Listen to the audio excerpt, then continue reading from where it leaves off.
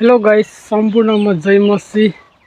आशा गर्छु सबैजना सन्चै हुनुहोला। आज चाहिँ म चाहिँ अब काममा थिएँ है।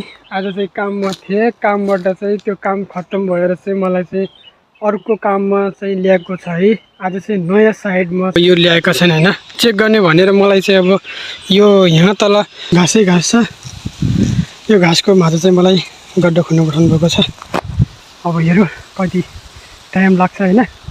जेसिबी चलाउनु भनेर आएको मान्छे अब यो घैँटी बेल्ची चलाउनु परेको छ।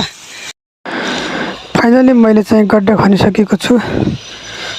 1 घन्टाको कडा मेहनत चाहिँ गरेर चाहिँ गड्डा खनिसकेको। गाइस, तपाईहरू अगर म उडिसेसमा आउने सोच्दै हुनुहुन्छ भने नि पहिल्यै सुरुमा हतार नगरेर तपाईहरू आरामले होइन धेरै कुराहरू सोचेर सम्झेर मात्रै तपाईँ विदेशमा आउनु होला होइन। त्यहाँ घर बसी नेपाल बसिसकेपछि कहिले विदेश जान पाए हुँदो, कहिले विदेश जान पाए हुँदो अनि भनेर त्यस्तो नसोच्नु होला है। तपाईँले अगर विदेश जानु नै छ भनेपछि तपाईँले पुरा तपाईँले त्यो देशको बारेमा जानकारी लिनु होला के।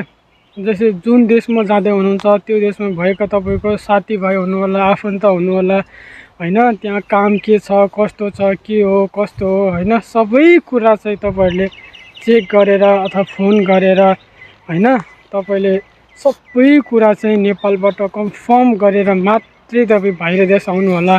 तर तपाईँ यत्तिकै तपाईँ आउनुभयो भने नि धेरै दुःख पाइने रहेछ क्या होइन।